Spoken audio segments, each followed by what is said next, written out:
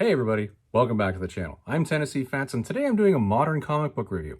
And it's not just one book, it's actually 5 books. So spoiler alert, if you haven't read the first 5 issues of this, and you don't want to hear what's happening in them, just skip this one. It's okay. We'll see you next time. Those of you who are interested to hear what I have to say, stick around. The reason why we're reviewing this, some of you will remember, I already read the entire series of this. And I did a review of them, and I said, here's what I thought of this. And quite frankly, it was a great concept. It was really well done at the beginning, and there were some key issues in that run that were just hilarious and beautifully written. Just stunning. Then it just rushed right to an end and sort of, I don't know, it just didn't tie it up as nicely as I would have liked to have seen it, but that's just a me thing. Those of you who want to watch that video, go back on the playlist, and I'm sure you're going to find it down there a little bit. It might be 4 or 5 before where we are right now. But today we're going to be reviewing the first 5 issues of this. Now, the reason why I'm reviewing the first 5 issues of this is because, well, Marvel's lost the rights to Conan. It's done. It's a done deal. So, issue 5 of this, that's the last Conan book Marvel's going to be doing for a while. Well, maybe they'll get the rights back later, but for now, this is it. So, I said, let's read these and see how they tied it up. How was the series? What did they do? And really, why did they start a new series if they just finished the other one like earlier last year? That doesn't make any sense. Anyways, let's stop looking at me. Let's get into the books. And we're back. Now, this is the point in time in the video where 100% of the time I say, hey, you know what? If you like Robert E. Howard content, and if you like people talking about Conan the Barbarian in particular, although I'm sure much later on I'll probably get more into Solomon Kane, maybe some more King Kull if I can find some. If you like that kind of content, subscribe to the channel. If you like these videos, give them a thumbs up. And by all means, when you're sitting here watching these and you say to yourself, hey, wait a minute, Tennessee Fats, I have a comment about this. Type it out. You know, it's been a lot of fun lately for me because I do try to respond to 100% of the posts and the comments that are coming up. And it's been a lot of fun for me typing out responses and seeing what people are actually thinking when they're watching these videos. It's fascinating for me, actually. I always enjoy the alternate point of views, and I always enjoy people giving me hints about other Conan stuff that I should be taking a look at. So thank you very much for those of you who have done that. And I tell you, this is a funny one. It's timeliness, obviously, to this video because we're up to issue 5 of this now, and I know the series is ongoing, so I wanted to get this out as quickly as possible. But speaking to actual release schedule in these videos, this is actually a week late. And it's funny, I had the strangest experiences last weekend. They were just, let's just say, horrifying. I literally had horrifying experiences. And as a grown man, honestly, there was one where I was legitimately scared, legitimately frightened. And because of that, I said, you know what, Tennessee Fats, shut her down. Shut her down, drink yourself a cup of coffee, sit on the sofa, watch some television. Just stop. You're done going out. So we didn't do any recording. So you know what, when you subscribe to the channel and you get the alerts, you would be notified when this came out, and it would stop you from checking back in saying, geez, where's my Tennessee Fats video this week? And for those of you who were looking, I apologize. I guess we got to make sure we get some sort of alert system up and running in the future. But moot point, that's all just administrative. Let's get into the books now. Now, I'll tell you, I'm going to show you a couple things here. So let's just start looking at because actually, let's talk for a second. Let's have a chat.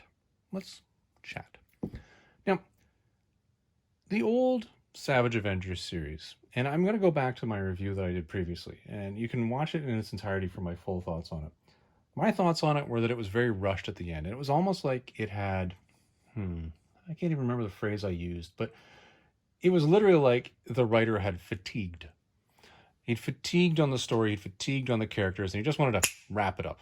It could be that Marvel itself was saying, dude, wrap this crap up. We're out of here. Maybe at that point in time, they'd already got a sense that Conan was heading out as far as the license goes. And they were saying, you know what, let's just wrap this story up and then we'll try to do something really quick in a new arc, just to finish up the character for the readers so that it's a natural progression out. Maybe that's what happened. I don't know. I honestly don't know. But it seems very strange to me that one, as I said, was rushed to a fatigued ending. Yet they turn around and they immediately issue a new one. Maybe it was, and this is another thing with the old series, the roster of characters within that, it was a pantheon of people. It was ridiculous. Like, you didn't know who was coming and going, you didn't know who was involved and who wasn't involved. The characters that were in the first couple of stories were not the ones who were in all the rest of the stories. So maybe they were trying to get more of a core group, like as you say, when you're the Avengers, you're a core team. When the X-Men, you're a core team. Maybe they wanted the Savage Avengers to be a core team. Maybe that's why they did it, but moot point. So when they brought it out, they put a lot of huzzah to this. And there are a lot of alternate covers. Let's take a look at some of these covers here. Because, some people just like the artwork. There's issue 1. That's the variant on that one. Take a look at it there. Yeah, looks pretty fancy. There's Conan. You see, if you're a Conan fan like me, this would draw you in. Yeah, that's not bad. You got this one over here. That's pretty fancy. This one actually gives you the roster, but, and we're going to get to this, he's actually not a member. Not quite sure what was going on there, but, yeah, okay, that's nice. There's a second copy of it. Don't even know how the hell I ended up with that. And those are the only variants that I picked up. Then you got your regular covers. There's the regular cover, by the way, of issue 1. I've got this out because we're going to look at this in a minute. And I did pick up a variant of issue number 2, which has Cloak and Dagger on it. And we'll talk more about Cloak and Dagger later. Yeah, we'll talk about that later. Let's just save that discussion for later. So there's some variant covers for it. So they did put out some variant covers for this. So they were putting some hype to it. Clearly, some huzzah was intended for this series. So, okay, I get that. And, in the original series, there was a whole bunch of hype and various covers too. So, yeah, I get it. Marvel's definitely, putting some money into it, so I get it. Fine. They were pushing this. This was not some sort of half-assed attempt. Money, effort went into it. Let's just set that aside. There's our statement for the day. Moving on. So, issue 1. Let's start with a summary of the actual story. So, there's issue 1 right there. All right? Take a look. It's got Weapon H, Anti-Venom, Elektra, Black Knight. There's Deathlock. Yeah, he's in it. And then, of course, there's Cloak and Dagger in the background. So, what actually happened in this series? So, let's start walking through the story of what occurs and what happened in each particular issue. Because I'm sure some people are going to actually wonder, well, how did they, who, whatever. We'll get there, okay? So, issue 1. Here's the Cole's notes of what occurred in this particular issue. So, Conan, at the end of the first Savage or Avengers, was, regular dude brought back to the modern times, and he was doing his thing. And he's out basically doing what Conan does, which is kill members of various cults. Because that's, he's just a barbarian out there slaughtering people. So he's out killing the Set cult. Because, everybody likes, at least in the Hyborian age, killing everybody from Stygia, because clearly they all worship snakes. And that's bad. And this cult has got their hands on something called a mad bomb. And the mad bomb drives people insane. I know, it's surprising. It's appropriately named. Anyway, that's what he's doing. But what you've got to do in issue 1 is somehow get this, I don't know, what would you call this? Whole bunch of characters rammed into a shotgun and blast out the wall and then picked apart. I don't know. Somehow, you've got to get this group of people together so that you can actually have a cohesive story. Because, you're supposed to be the Savage Avengers. So you should probably be Savage Avenging. So, how do you do it? Well, we then cut to Weapon H. Regular dude, just hanging out in New York, minding his own business, and he's being mugged. Okay? Because everybody in New York obviously gets mugged 100% of the time. I don't know. I've been to New York. I've been in Manhattan.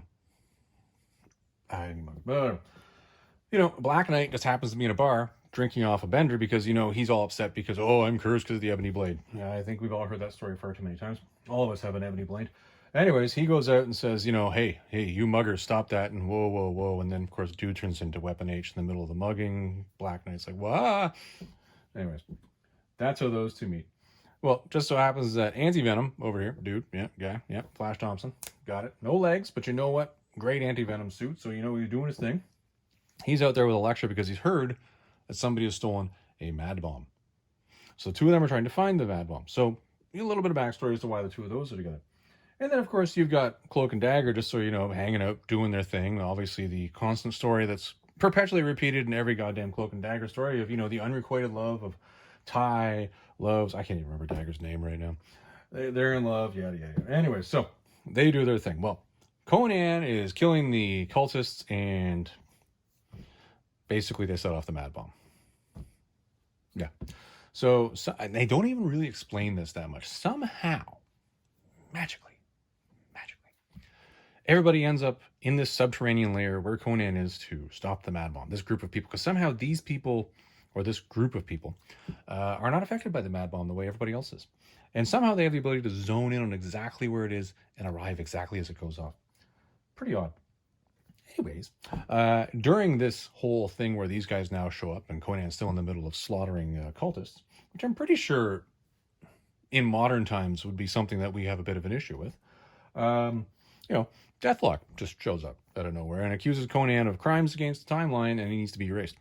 And then these two sort of get into a fight in which none of them are really the victor.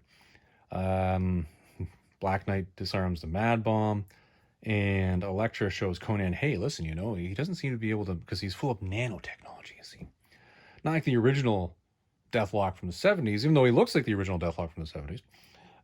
He can't mend around physical weapons when they're stabbed into him. So he's like, hey, Conan, why don't you just go and choppity-choppity with that giant sword of yours? And he does. He goes and choppity-choppities. And somehow, in that fluke hit, breaks the time circuitry, and kaboom! Everybody's sucked into a black hole. And they're gone. That's issue 1. And then at the end, you end up with Conan coming to, basically standing in the middle of a snowstorm, immediately recognizes the smell in the air as being the Hyborian Age. He says, oh crap, I'm home. And he's stuck with Dagger and I believe it was Anti-Venom. And that's the last panel. Issue 1. So, it's interesting because they got them all together as a team at the end of this issue, or at the middle of this issue, really. Set up Deathlock to be, okay, this is the bad guy that we're going to be dealing with. And then immediately disperse the team. Okay, issue 2. Okay. Now, you look at this issue. Let's take a look at this cover. I looked at this many, many, many times when I saw this on the rack, and I thought to myself, where did this giant dinosaur come from? I'm pretty sure Conan got teleported back to the Hyborian Age, so why is there a dinosaur on the cover of this? Did the rest of them go back to some sort of earlier time? But then I see this gladiator pit type background in the background, because you see spears and all sort of a high wall. And I'm thinking, well, maybe it is the Hyborian Age, but why is there a dinosaur there? Anyway, moot point. Issue 2. This dinosaur means something.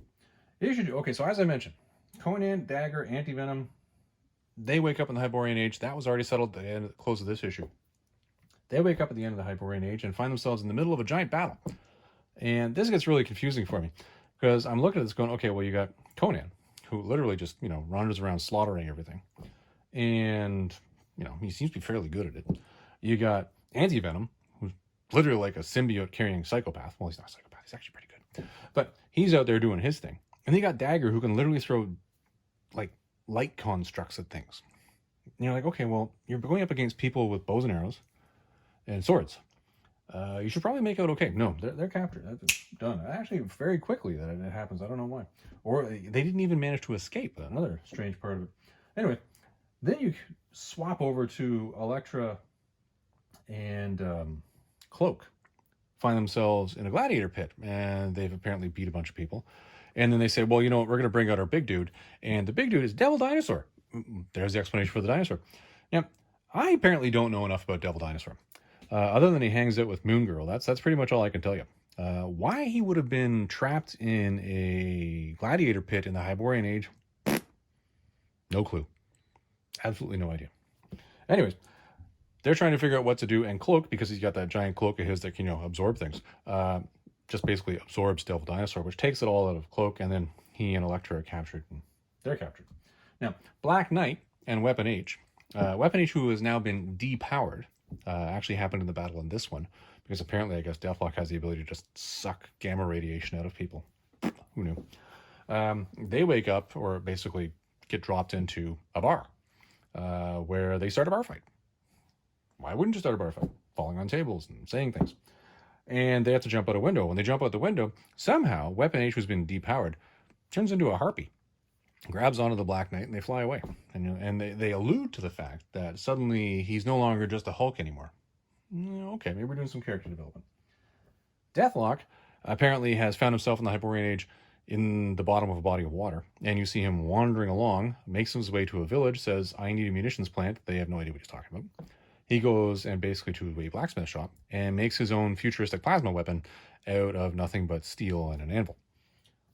Okay, all right. So, end of the day, these two find themselves thrown in the exact same cell as Dagger, Anti-Venom, Conan. You're thinking, well, this is pretty bad. This isn't going to go so well, because suddenly Deathlock comes and attacks. That's not so good. Then somehow, and I don't even know how this happened, Black Knight and Weapon H find themselves in the exact same place. And to solve the whole problem, because they're all fighting in the middle of a prison cell where everybody's going to die, because apparently Deathlock is just this unkillable monster. I don't remember him being that unkillable, but you know what he is.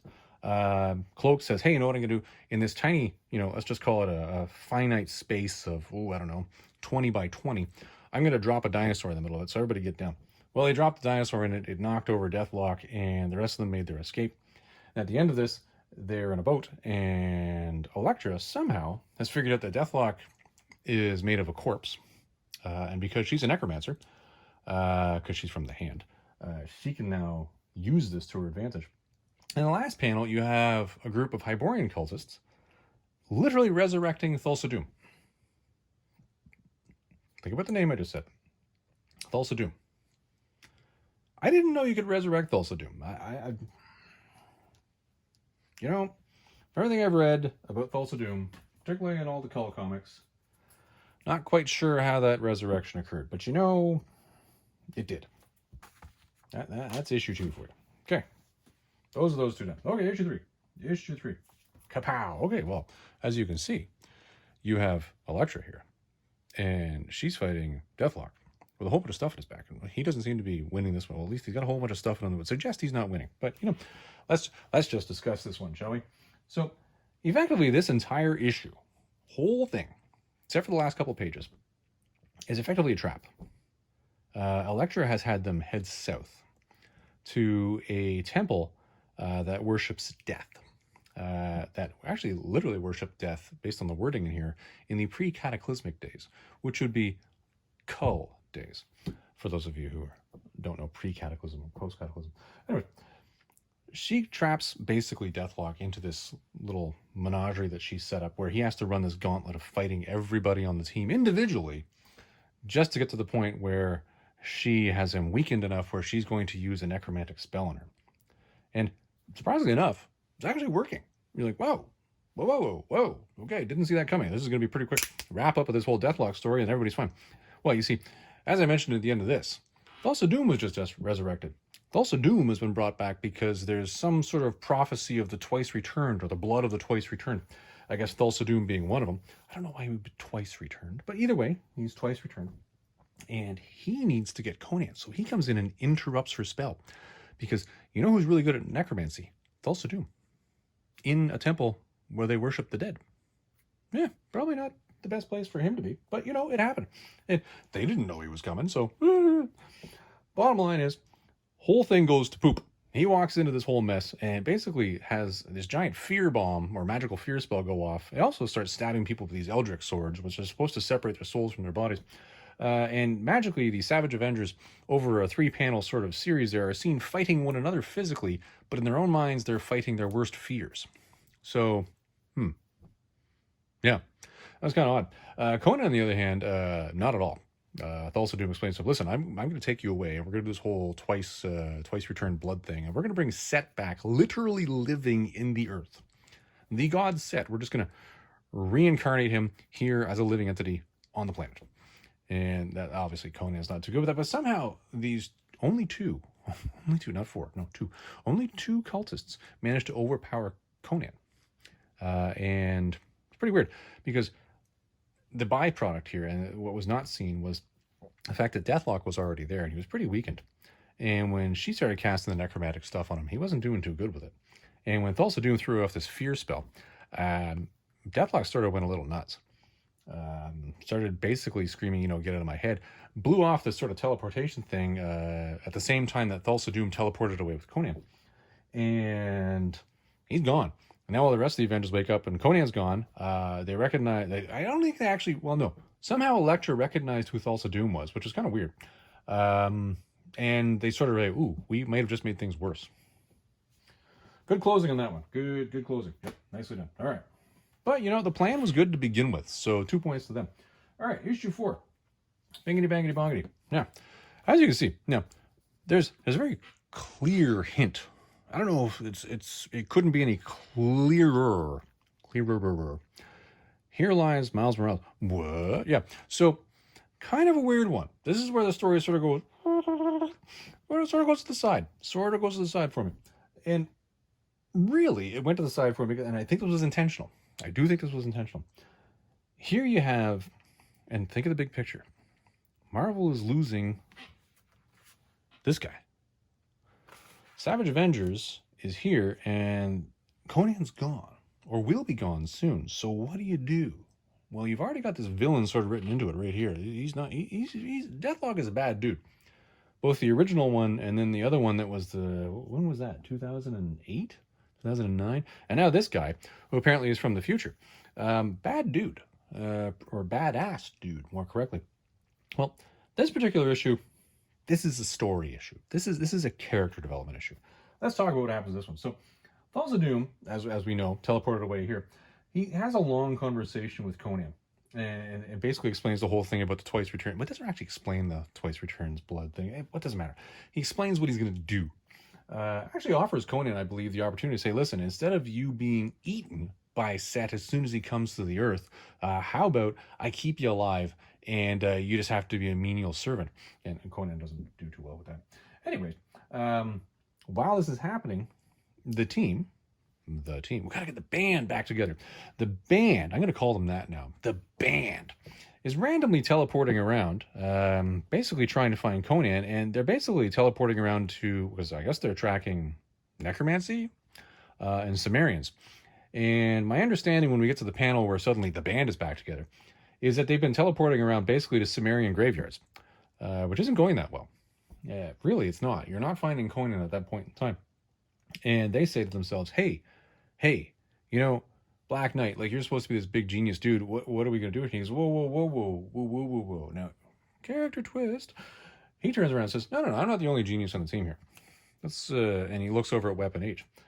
Granted, we just witnessed Weapon H here turning into a harpy, okay? He's harpyized. So, kind of an odd one because you're thinking, not quite sure how this Weapon H character is going to be developed, but suddenly you see Dane, Black Knight, has convinced Weapon H that instead of turning himself into a harpy, to turn himself into a version of the leader and use the leader's super intelligence.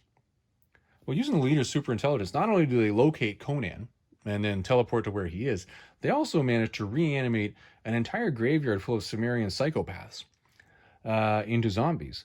And they attack Thulsa Doom's, let's call it, group, his cultists, his whole, sacrifice ceremony, attacks it mid-ceremony just in order to get in there and end the whole thing. Kind of interesting because the actual Thulsa Doom group is getting overrun by reanimated corpses that Thulsa Doom couldn't control because using leader intelligence and Weapon H, they managed to somehow get their way around it. Kind of neat. Kind of neat. That was a neat thing. But at the end of the day, Thulsa Doom just out of hell with it. Kills Conan, slices his hand. Set reappears, because why not? Now, while all that noise is going on, Deathlock is just sort of meandering around doing his thing and sort of getting his head in the game.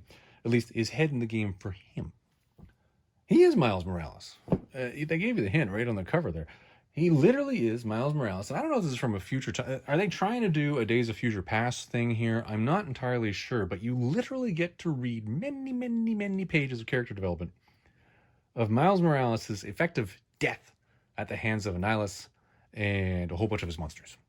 In this post-apocalyptic world in which, I guess, Riri, who is a version of Iron Man that I'm not all that familiar with because I'm just not into the character. Iron Man, that is. I'm just not into Iron Man. And somehow she and Miles Morales not having a good time because, Miles goes out, gets himself killed, trying to defend the Earth from Annihilus. And you actually get to see his death. And then you see him being basically the cutscenes of him being reanimated as a Deathlock and sent back. And it's very clever wording. In the person whose face he cannot see, it says, you need to go do this or your entire reality will cease to exist. Maybe his entire reality wasn't meant to exist. I don't know. That could have just been, some sort of character bomb for later on. There was some more development. But that's the end of issue 4. So, you're not doing too well here because Conan's dead. Yeah. Now, this whole Conan dead thing is where I sort of step back and go, whoa. 2019 Conan series here. Conan had a bit of a tete-a-tete with Crom. Now, hold on. I'm going to drinking some coffee here. Let's get the old wet the whistle here before we get into this one. Oh, yeah. Flavored coffee cream. That's the good stuff right there. Anyways, Conan isn't supposed to die until he becomes an old man and dies of natural old age. That was Crom's curse on Conan. So the whole death of Conan at the end of this one sort of made me go, Not sure on that. Not sure. Just not saying no, but also not saying yeah. All right. That's how we closed off issue 4. Issue 5. This is it. The last issue of Conan. And of course, what do you have? You have him sitting on the head of a giant snake, literally trying to cut its head in half. Well, he's dead, right? So cover kind of gives it away a bit here. Okay, so Set has reanimated. Sorry, not Set. Thulsa Doom has reanimated Set. Set has come through this giant portal. Set is attacking. Oh my goodness, the world is coming to an end. Elektra's sort of sitting around thinking to herself, man, I really screwed that up. Legit, she did. But suddenly, kaboom! And you have Deathlock entering the battle. Tells everybody, no, it's okay, because you know what? I'm good Deathlock now. That was bad Deathlock. You know, it's like good Ash, evil Ash, good Ash. Kind of like that, but this is a good Deathlock. So you can trust me now. It's all good. And oh, by the way, Weapon H, here's a whole bunch of gamma radiation, juices him up, and basically forces him to morph into some giant conglomeration of all the Hulk monsters put together, and sends him off to basically beat the tar out of Set. I don't know what the heck happens with Anti-Venom and Dagger, and I'm going to get to that later. Somehow Anti-Venom gets himself all juiced up, and he goes off breathing fire at Set. And Dagger, of all people, and I'm going to get to this in a second, literally brings Conan back to life, apparently. What? That's right. You heard me correctly on that one. Dagger of Cloak and Dagger. Dagger of Cloak and Dagger. Has the ability to resurrect the dead. Not zombies. Literally bring them back to life. Of course, it was all off panel, so who knows. But, you know, there was some glowing when she touched Conan in the eye, and somehow the fact that his throat was slashed and then he was bleeding out, that wasn't there anymore. Note the tapping finger. Right. Anyways, that has happened. Basically, Thulsa Doom is now fighting the band with a juiced up Deathlock, a juiced up Weapon H, a juiced up Anti-Venom. Cloak is there doing his thing. Dagger's, I don't know, she's just, we'll get to that in a second. And at the end of the day, they figure out, hey, you know what, we can't kill Set, but you know, we can trap them somewhere where they're never going to cause any trouble using this portal thing. Let's go with that. But of course, in the meantime, somebody has to stab Thulsa Doom, and of course, Conan stabs Thulsa Doom with one of his Eldritch blades, which separates the soul from the body. You know, the whole thing's soul from the body. Well, technically, Thulsa Doom isn't, and this is the weird part. I don't know how you resurrect something that doesn't have a body that isn't alive. They brought him back because he's like a skeleton. I don't know if that makes sense. Which is why the whole thing of him cutting his hand and blood coming out didn't make sense. To do the twice returns blood, that didn't make any sense. And somehow when you stab him with the Eldritch blade, his soul's separated from his body. I guess the body being reanimated zombie, reanimated skeleton, and he dies.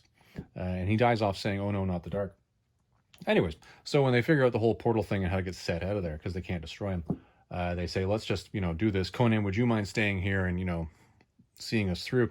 And he's like, "Well, I'm in the Hyborian Age. Like, this is my home. Like, I'm good here. I'll stay here." And he destroys basically the ring that goes around the portal by doing a Samson move, really, of grabbing two chains and pulling them together. Or was Samson pushing the pillars apart? Moot point. You get the point I'm going for here. Anyways, end of the day, destroys the thing, kaboom, and at the end of it, they say Conan, never really, always wondered for the rest of his life what happened to his friends. And they just wonderful little one-page. Let's go to the back here. There's not, where are we? Here you go. They just wonderful little one-page synopsis of everything that Conan will become in the rest of his life. Which is really nice. By the way, that's the kaboom. Did it actually go? Oh, it went croom. Sorry, not kaboom. Anyways, they do that, and there's this nice little thing going on here. And then they talk to the fact that he's whatever he was, he's always going to remember he was an Avenger, and that he's having sitting there on his crown or his throne with the Avenger thing over him. I don't know why they would have done that. It was a nice synopsis and everything, and what have you. And of course, the team when they get back actually don't end up where they're supposed to go. They end up in 2099. But that's a story for another day. And that's really how the whole thing ends. And that's the end of Conan in Marvel. So, some of the themes that came out of this. So for you readers out there, because I guess I must be ruined for reading individual comics. I'm used to reading trades, and I'm used to reading them all together. So when you're reading these individually, you really are going through them like flip, flip, flip, flip, flip. It's like burning a matchbook and throwing it to the side. It's like it's done. And there's very little in it. But when you get it in culmination, it means something. So what are some of the themes that came out of this? Well, Cloak and Dagger. Okay, show of hands. Anybody in the room that's actually read a Cloak and Dagger comic? Just go ahead. Just put your hand up there if you've read a Cloak and Dagger comic. Uh-huh. So none of you. Yeah, there's a reason for that. Cloak and Dagger suck. They really do. As characters, they might be good, but I gotta tell you, I've read a lot of Cloak and Dagger comics, and it's almost like some sort of self-punishment. I don't know why I would have done that, because the stories are just ouch. It's same cliche characters saying the same things again and again and again. So really the theme here was you were watching Cloak, because this is something they were trying to do through this first 5 issues. I think they're trying to build up more character in the band, the team, to basically have this team carry this title, maybe now that Conan is gone. Maybe that's what they were doing there. So you saw Cloak and Dagger developing a little bit. Not so much Cloak, but a lot of Dagger. And the interesting part of this is Dagger gets to the point in this where effectively she's Marvel's version of Hal Jordan now.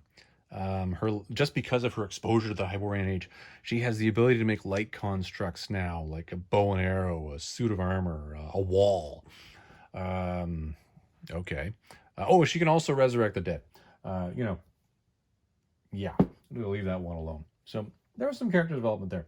Weapon H goes from basically being a Hulk guy with adamantium claws. I don't think he has an adamantium skeleton. I think he just has adamantium claws. And now he can basically be any of basically the Hulks, or I guess the Hulk's villains. Not quite sure how that works.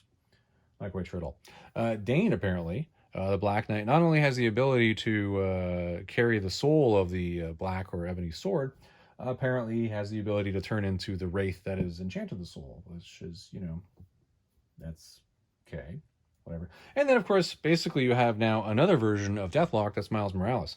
An adult version of Miles Morales, by the way. When he does die in this particular timeline that this one's from, he is a full-grown adult. Peter's, by the way, dead. Very sad. That is just sad. Just stop that, Marvel. Stop killing Peter. It's just not nice. So you had a lot of character development. That seemed to be a theme in this. Was really, how do we get these characters up and running to be more of a thing? Great.